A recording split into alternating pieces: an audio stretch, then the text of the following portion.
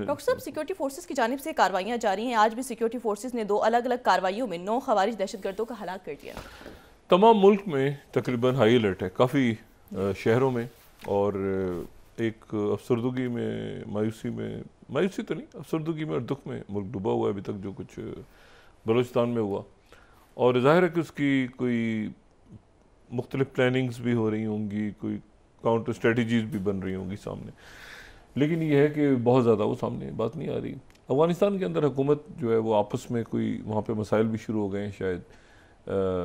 उस पर हम ज़रा तफसीलन बात करेंगे कि वहाँ से कुछ डिटेल्स आ जाएँ कि क्या सिराजुद्दीन हक्कानी हुकूमत का हिस्सा हैं, मुसाफ़ी हो गए हैं, वो 2-3 महीने बाहर खलीजी रियासतों में गुजार के वापस आए हैं। तो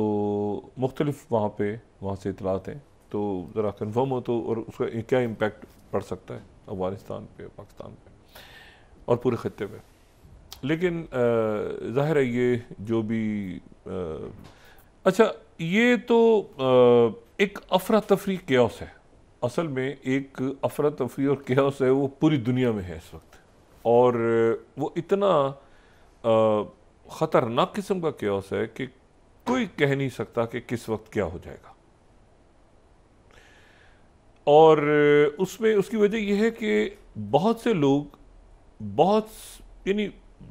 बहुत बड़ी अक्सरियत में दुनिया के जो मुल्क हैं और रियासतें हैं, वो इस वक्त आप समझिए कि किसी ना किसी अंदाज में हाई अलर्ट पे हैं कि वहाँ पर कोई बयान, कोई गलत फहमी, कोई एक होता है ना कि अचानक कोई एब्रप्ट किसी की तरफ से कोई कार्रवाई, वो बड़ी जंगों की तरफ, ऑलरेडी बड़ी जंगों से बड़ी जंगों की तरफ जा सकते हैं, मामला बिगड़ सकते हैं, बिगाड़ की तरफ है। कोई किसी पे एतमाद नहीं कर रहा, कोई किसी की बात नहीं सुन रहा, कोई जो है वो, मतलब एक सूरत हाल ऐसी है कि जिसमें कोई कहा नहीं जा सकता कि किस तरफ की सारा का सारा मामला जाएगा। अच्छा, एक तो वो खबर चल रही है कि जी जो मुख्तलिफ, जो न्यूयॉर्क टाइम्स की तरफ से तो सुबह से चल रही है लिस्ट कि जी रेड और ऑरेंज और येलो 3 जो मुख्तलिफ कैटेगरीज में ममालिक को डाल दिया गया, और पाकिस्तान जो है उसमें से ऑरेंज लिस्ट में है। और ऑरेंज लिस्ट में है कि वीज़े जो हैं वो शार्पली रिस्ट्रिक्ट हो जाएंगे बहुत ज़्यादा। जो मुल्क, उसमें पाकिस्तान का नाम है, रशिया और तुर्कमेनिस्तान, हेटी, लाओस, ये बेलारूस और ये सारे मुल्क हैं। अच्छा, जिन पे मुकम्मल पाबंदी है उसमें Afghanistan, Cuba, Iran, Libya, Bhutan, Somalia, Sudan, ये हो गए। और फिर उसके बाद येलो यानी 60 दिन तक उसमें अंगोला, बरकाना फासो, ये अफ्रीकन मुल्क हैं बहुत सारे, और ये इसमें जो है ये भारत। अच्छा, अब ये, लेकिन ये कि हतमी लिस्ट क्या आती है क्या नहीं आती, और वो जो लोग ऑलरेडी ग्रीन कार्ड लेके बैठे हुए हैं उनको भी किसी वक्त रिवोक हो सकते हैं ग्रीन कार्ड्स, और ये और वो सारा तो एक अफरा तफरी है। अच्छा, इस अफरा तफरी को आप इस तरह से ले जाएं कि ये अफरा तफरी, आप समझें कि बहुत सारे जो है ना तूफ़ान पनप रहे हैं। वो अब तूफ़ान या तो टल जाएंगे, या वो है कि अपने साथ वो बहुत कुछ बहा के ले जाएंगे, बहुत कुछ बहा के ले जाएंगे। बहुत कुछ से मुराद ये है कि सैकड़ों हज़ारों लोगों की ज़िंदगियाँ भी। क्योंकि मैं ये बात बहुत अरसे से कह रहा हूँ, अब आप देखें पाकिस्तान में जो भी बात हो, मैं कह रहा हूँ पाकिस्तान में अंदर जो भी कुछ होगा वो खित्ते और दुनिया के हालात और वाक़यात तय करेंगे। ये जुमला मैंने इतनी दफ़ा दोहराया है पिछले 4 सालों में कि लोग अब इस बात पे यहाँ पर जो खड़े हैं, पाकिस्तान में आइंदा जो भी कुछ होगा वो खित्ते और दुनिया के हालात और वाक़यात तय करेंगे।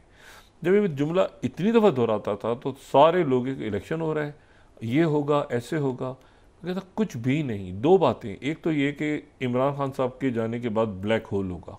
एक तो मैंने कभी भी ये बात नहीं की कि कोई मुस्तहकम एक अरेंजमेंट होगा जो चलेगा आगे, कभी भी ऐसी बात नहीं। एक ब्लैक होल होगा जिसका कोई, जिसको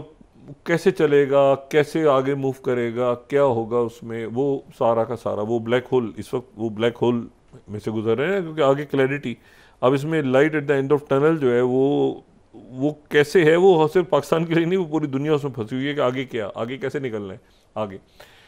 अच्छा, और दूसरा ये है कि जो दुनिया और खत्ते के हालात और वाक़यात हैं वो तय करेंगे कि पाकिस्तान में आइंदा क्या होना है। और पाकिस्तान की जब बात करते हैं, रियासत की, पूरे मुल्क की बात कर रहे हैं ना, जिसमें अवाम भी हैं, उसमें आपके तलबा भी हैं, आपके सिविलियंस भी हैं, आपके सिक्योरिटी फोर्सेस भी हैं, पुलिस ऑफिसर्स हैं, पुलिस के सिपाही हैं, आपकी ब्यूरोक्रेसी है, आपकी ख़वातीन हैं, आपके पूरा मुल्क इसमें आता है। अच्छा, अब इसमें जो सूरत हाल है वो ये है कि जो मैं कह रहा हूँ ना कि बिल्कुल आप समझें कि इस वक्त ऐसी जगह पे खड़े हैं जैसे वो कहते हैं ना iceberg, tip of the iceberg, ऐसे खड़े हुए हैं। या तो सब धड़म से गिरेगा किसी तरफ, या ये है कि इस मरहले से दुनिया आगे निकलेगी। अच्छा, धड़म से जो गिरेगा ना तो ये फिर बड़ी जंगों की तरफ, यानी आप समझेंगे जो बार बार लफ्ज़ इस्तेमाल हो रहा है, थर्ड वर्ल्ड वॉर, यार्मागेडन, ये जो उस तरफ भी जा सकते हैं मामलात और पुरसुकून अंदाज में भी आगे जा सकते हैं, लेकिन दरमियान में मामलात रुके हुए हैं। इतनी जंगें शुरू करना बड़ा आसान होता है, उन खात्मा उनका आसान नहीं होता। अब जो यूक्रेन की जंग है ये फंसी हुई है, यूक्रेन की जंग फंस गई है। अच्छा, और डोनाल्ड ट्रंप जो है उन्होंने कल ये बात कही कि मैंने वो 24 घंटे वाली जो बात की थी कि 24 घंटे में जंग खत्म करवा दूंगा, वो ऐसे मैंने कही थी, मैंने ऐसे की थी कि 24 घंटों में जंग खत्म करवा दूंगा यूक्रेन की। आज जो है वो यूक्रेन से हम शुरू करते हैं। ये चूंकि सारा इंटरलिंक्ड है, ये सारा इंटरलिंक्ड, और किस तरह से आपस में डॉट्स कनेक्ट होते हैं, असल बात वो है कि आप वो मुख्तलिफ चीज़ों के वो डॉट्स कनेक्ट करने की कोशिश करें। बहुत से लोग करते हैं, हम भी कोशिश करते हैं कि डॉट्स कनेक्ट करें। तो अब देखें, जब यूक्रेन की जंग छिड़ी थी तो आप यकीन करें यहाँ पे पाकिस्तान में बात हो रही थी कि यूक्रेन को क्यों डिस्कस कर रहे हैं, क्योंकि यूक्रेन की जंग से पहले डिस्कशन शुरू हो गया था इस नशिस्त में। काफ़ी अर्सा पहले यूक्रेन के वो मजहबी एंगल क्या होता है, ऑर्थोडॉक्स क्रिश्चियन, ये वो सारा हम कर चुके थे जब जंग शुरू होने से पहले। अच्छा, अब यूक्रेन की जो जंग है वो उसमें लेटेस्ट ये है जो हमने डिस्कस किया कि वो प्लान लेके स्टीव वित्कॉफ वहाँ चले गए, और इसके वित्कॉफ जो हैं वो गए, और उससे पहले प्रेसिडेंट पुतिन जो है उन्होंने बेलारूस के सदर जो है अलेक्जेंडर लुकाशेंको उनके साथ एक प्रेस कॉन्फ्रेंस की, अपने स्टाइलिश सूट में वापस आ गए। उससे पहले वो फौजी यूनिफॉर्म में थे, जो कि बड़ा रेयरली यूज़ करते हैं वो। और उसके बाद उन्होंने स्टीव वित्कॉफ से मुलाकात की, और मुलाकात के बाद जो है वो स्टीव वित्कॉफ वहाँ से रवाना हो गए। अच्छा, उसमें उन्होंने शराइत अपनी पेश कर दी। बहुत सारी शराइत तो उनके ऑलरेडी अमेरिका मान चुका है। यानी मिसाल के तौर पे ये है कि 2014 का जो सरहदें हैं वो वापस वहाँ तक नहीं जाया जा सकता, या ये है कि नेटो की फोर्सेस वहाँ पे, नेटो का मेंबर नहीं बनेगा, ये सारी बातें हो गई। लेकिन जो प्रेसिडेंट पुतिन है वो इस सीज़फायर ट्रैप में आने को तैयार नहीं, क्योंकि उनका ये कहना है कि एक तो ये है कि बूट्स ऑन द ग्राउंड कौन से होंगे, फिर गारंटी कौन लेगा सीज़फायर की, और ये सीज़फायर, और फिर ये है कि इस दौरान अगर 30 दिन का क्यों, मुस्तकिल क्यों नहीं, इस 30 दिन में तो एरिया हम करेंगे अपने आप को, और अगर इंटेलिजेंस भी शुरू कर दी है और ये सारा कवर भी ख़त्म कर दिया आपने, वाज इमदाद भी तो ये क्यों किए। तो पुतिन दरमियान में चलते रहे, जो कल भी बात की थी कि ना उन्होंने हाँ की है ना की है, उन्होंने भी शराइत अपनी पेश कर दी हैं। अच्छा, इस दौरान जो है वो एक और राब्ता खामोशी से डेवलप हो गया है, जिसको रशियन, एक तो स्टीव वित्कॉफ जो हैं वो पहुंचे मॉस्को से निकल के आज़रबाईजान, ये हमने कल बात कर ली थी। आज़रबाईजान क्यों पहुंचे, ये भी सवाल है, क्या वो आज़रबाईजान ऐसे ही पहुंच गए या कोई और। आर्मीनिया और आज़रबाईजान के दरमियान, अच्छा, जहाँ बहुत कुछ ख़राब हो रहा है वहाँ बहुत कुछ तारीखी भी हो रहा है। अब तारीखी हम कहेंगे रोज़ी तारीखी वाक़यात, लेकिन ये जो अब फिर मैं बात कर रहा हूँ फिर तारीखी बात है ये। जैसे हमने कहा था कि सीरिया के अंदर पैक्ट हो गया, तो तारीखी पैक्ट है ये। जो आर्मीनिया और आज़रबाईजान के दरमियान एक माहिदा तय पा गया, और ये एक तारीखी वाक़या है दोबारा। और तारीखी वाक़या इसलिए है कि आर्मीनिया ने अपनी जो नगोर्नो काराबाख के ऊपर उनका क्लेम था उसको तस्लीम कर लिया कि ये आज़रबाईजान का है, और आर्मीनिया और आज़रबाईजान का ये जो माहिदा है इसको तमाम दुनिया के तमाम दुनिया के ममालिक, अरब ममालिक, मुसलमान ममालिक, और पाकिस्तान की तरफ से भी मेरे ख्याल से उनको मुबारकबाद जाएगी, और यूरोप की तरफ से प्रेसिडेंट मैक्रोन, अमेरिका, सारी दुनिया ने, और रशिया, क्योंकि उनके जो वज़ीर आज़म हैं निकोल पाशियान जो कि आर्मीनिया के, वो नाराज़ हो गए थे बहुत ज़्यादा। उनका कहना ये था कि हम तो CSTO के मेंबर हैं भाई, तो ये जो CSTO है इसमें तो हम भी हैं, और जब हमारा फटा पड़ा उनके साथ, ये CSTO के ज़ाहिर है जो मिलिट्री एक अलायंस बना नेटो की तरफ पे बना था, बहुत ज़्यादा उसको अब वो उस तरह से अदर दैन काज़ाकिस्तान उस पर हालिया दिनों में हमें प्रेसिडेंट पुतिन बहुत ज़्यादा फ़ाल, मतलब वो सबको ही लेके चल रहे हैं सारे ममालिक को, और उनका जो स्फीयर ऑफ इन्फ्लुएंस है वो बढ़ रहा है इससे। तो आर्मीनिया जब ये जंग हुई, कुछ 4 दहाइयों से जंग। अच्छा, पाकिस्तान की इस पर एक बड़ी प्रिंसिपल पोजीशन है। मेरे ख्याल में पाकिस्तान की इस पर इतनी प्रिंसिपल पोजीशन है कि पाकिस्तान दुनिया के जिन मुल्कों को तस्लीम नहीं करता उनमें से एक आर्मीनिया है। जी। और पाकिस्तान इसलिए आर्मीनिया को तस्लीम नहीं करता कि पाकिस्तान ने एक पोजीशन ली हुई है, ये नहीं हम उसके साथ भी हैं उसके साथ भी नहीं, हम आज़रबाईजान के साथ,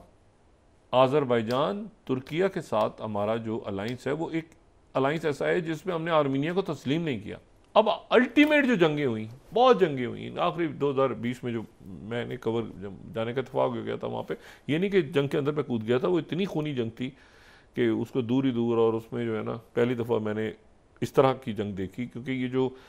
इस तरह की जंगें होती हैं ना जिनमें जो एथनिक फैक्टर और बहुत सारे फैक्टर्स होते हैं, ये बड़ी अजीब सी होती हैं। बहरहाल